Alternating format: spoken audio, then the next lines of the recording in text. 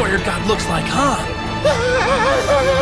What we thought was what the sun god Nika may in fact may not be, and in reality, the sun god Nika, who was once Joy Boy, maybe in the past somebody else who had consumed that power long ago in a distant land, maybe is in fact a destroyer god, just like Universe 6's Champa and Universe 7 Beerus. There are some big reveals in this chapter as to the position, the standing of Nika, and what Nika is supposed to do for the world, and the Giants are debating that. So even though a lot of Giants disagree with Road, it's not completely, and they understand why he thinks what he thinks. And it's not out of pocket. But what is out of pocket, seemingly, is the idea of Luffy destroying the world. Why would he ever do that?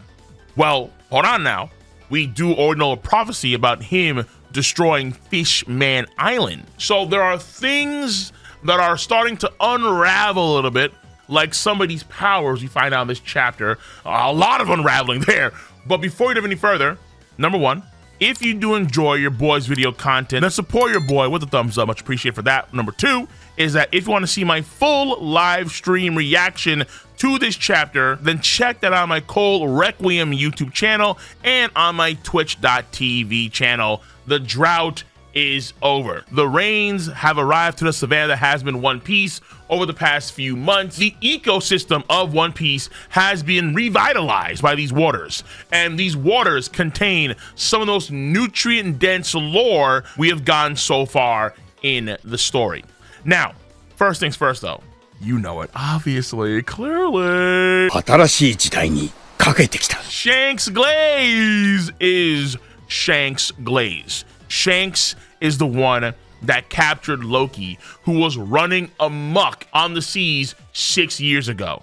The key thing is that time frame, 6 years ago, because it coincides with the same time frame where Shanks himself became Emperor of the Sea. So Shanks himself may have been Emperor because he had captured Loki, just how Blackbeard had seized all of Whitebeard's old territories and beaten Marco in the Payback War, therefore was deemed to be an Emperor of the Sea. Shanks apprehending Loki may have been why he became an Emperor of the Sea in the first place. That's very possible, which is a lot of glaze for Loki, considering how Loki has this special bounty on his head at 2.6 billion, which probably has not changed from 6 years ago, considering how he's been on ice. He's been locked up in the hell area of Elbaf for that whole duration as far as we know. So the idea that Loki is weak in an Usopp sort of way in order to match Usopp's energy for this arc seems to be falling to the wayside more and more and more, because this Shanks glaze also glazes up Loki too. Loki's got to be a very powerful guy.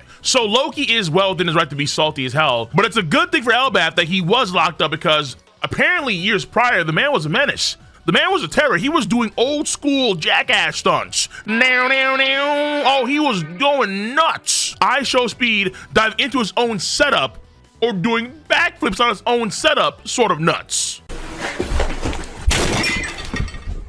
Darren! Loki gets a sort of similar Odin style upbringing in terms of his impact on the country, but yo, it's all evil. It's all negative, but something about this is hella sus. We find out that King Harald got killed by, quote unquote, killed by Loki in the very same castle we see in this chapter, that big castle, but it's the same castle where the Holy Knights touch down on. Wait a minute, yo, sus, extra OD sus, come on. Is Loki really the bad guy? Yes. To be fair, he has an awesome doggo that he is willing to let die at the hands of Goon-ko. Emphasis on Goon. Oda? Well, oh God. Her design. Not yet. Thing is this, okay? Before I get to that. Like a true strong jaw mewer. Die well, my friend. Die well. I'm not going to submit to the whims and wishes of you holy knights and try and be a celestial dragon. And even though my doggo will die, he will die well. When I think about it, I'm like, you know what? Okay, this feels very similar to Zoro and Chopper during Long Ring Long Land. Oh my God, I want to go back to the crew. And Zoro's like, shut up, you're a pirate. The fact that Zoro had to regulate Chopper in that manner, in the same way you could argue the wolf is being regulated by Loki. Though of course it's death, but in Elbathian terms, this is probably like you die in battle, you go to Valhalla, similar to like classic Norse themes there. So death isn't viewed the same way in different cultures, obviously. I like where Loki is going right now. The idea is that Loki is probably somewhat good since Luffy has a pretty good sense on who is a good guy, who's a bad guy. And in previous chapter, when Loki was talking to Shaggy, Zoinks, obviously Ultra Instinct Shaggy, it was clear that there is some good in Loki because Shaggy was pointing that out. Like, you're a good dude, Loki. He was pointing that out. We have these signs of Loki being a good dude via Shaggy and Luffy, and on top of that, being a sun god that wants to destroy is somewhat in line with Nika lore, because it's debatable, based on the Harley Quinn, Omid Quinn text, it's debatable if the sun god is a savior or a destroyer. This lore is delicious. It's succulent. It would make Gordon Ramsay cry. I know a lot of folks come to my counter for power scaling, and I love power scaling, don't get me wrong, but what grabs your boy by the cojones the most in the One Piece story isn't the power scaling. No, it's the lore. It's the world building. It's the depth and the magnitude which Oda can actually go into for this crazy, insane, what the F world. And of course, all the while being epic and hilarious. The comment I think is on point.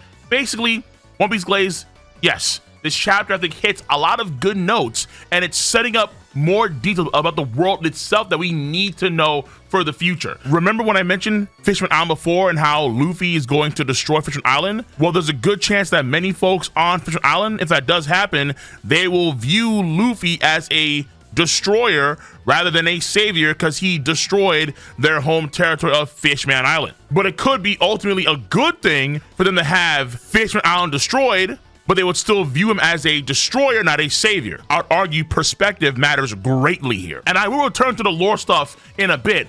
The Holy Knights. Technically speaking, celestial dragons from quote-unquote on high, they hate lower realmed blue seafaring people. However, technically speaking, when York arrives to the Holy Land, she will become a celestial dragon.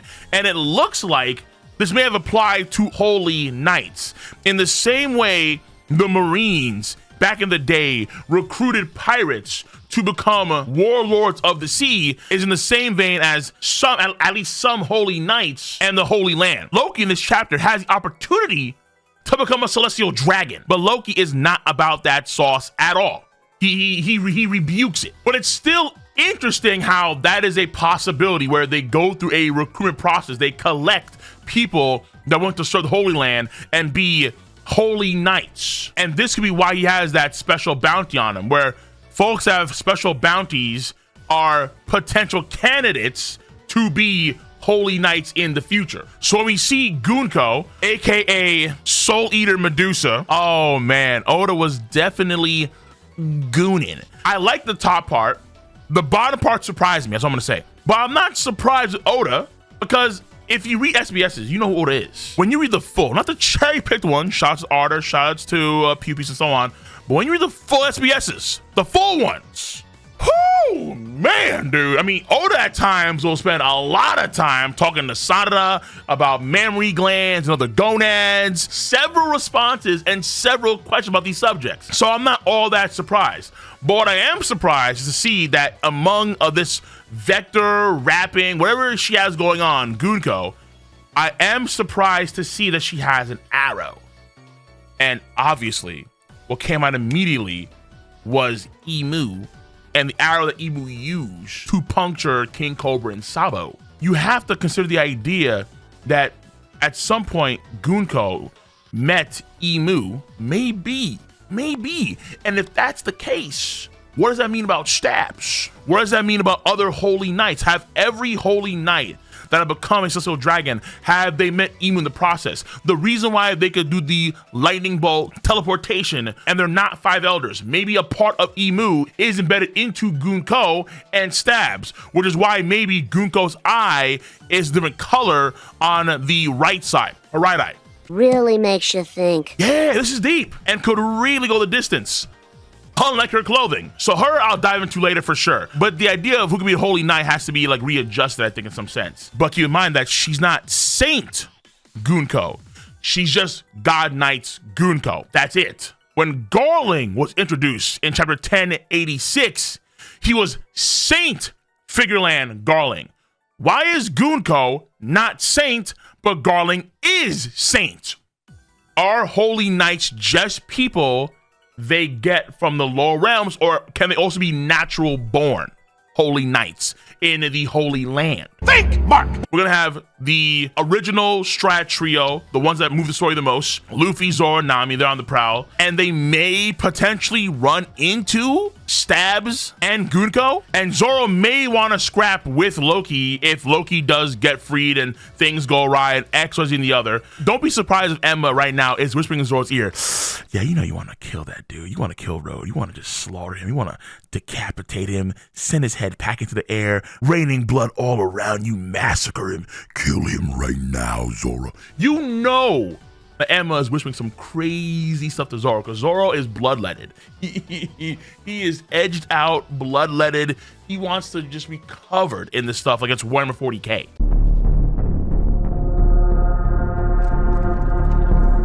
And yes, we do see the cover story where it's just Yamato, and apparently it's who's who. Who's a who is working. He's doing something right now. But who's who is also the one that first kind of got us into the idea of sun god Nika. And now we have to consider the idea more and more that Nika is an entity separate from Joy Boy. The sword that we see on Elbaf could have belonged to Nika. That big sword that we see on Elbaf, maybe that was Nika's sword. Or maybe it was a giant before the era, let's say after, potentially after the second destruction of the world. Maybe it was a giant that at one point in time consumed that ability, and then they super gigantified, and then that sword belongs to them. There is a lot. This could be crazy. Like really crazy. I've done videos before about why the number 16 is so important to the celestial dragons, and also explain the calendar year where you have the age of heaven and you have the age of the sea serpent, and you have to wonder what happened during the age of heaven, why the calendar changed from that period of time to now the age of the sea serpent. And this could also involve a Nika sort of calamity effect, where, or maybe not calamity, but more of a world change effect, where it could be a savior or it could be a destroyer. Each of these times has always been involving the One Piece in some respects. The first time the world got destroyed, quote unquote destroyed, and the second time too, the core things for this could have been the One Piece treasure that only the Nika can, or its power user can gain access to it. And depending on the perspective of the parties involved, they could be deemed as a destroyer or a savior, but it depends on your perspective. Wherever you live in the world, whoever you are in the world, maybe folks back in the past view what Joy Boy did as more of a destroyer thing, let's say, rather than to say a savior thing. But let's say before Joy Boy, if it was, let's say, Nika that changed the eras from heaven to sea serpent, maybe that would seem, let's say, more of a savior thing rather than say a destroyer thing. There will be 3 videos coming in the near future because these deserve deeper dives. Absolutely. The theory game is up for the first chapter of 2025. So let's dive into that game. Let's play the game. This chapter, I like it a lot, and I'll give a rating of 8 out of 10 chapter. I thought it was a very good chapter, and I may do a deeper dive video for a review, like an actual full review for this chapter, but I'm not too sure on that right now. So until then, I'm gonna catch you guys on the flip side. Once again, if you enjoy your boys' video content, give it a thumbs up, subscribe to the channel, click on that bell to join the notification squad. I'm gonna catch you guys and gals on the flip side. See you. Bye-bye.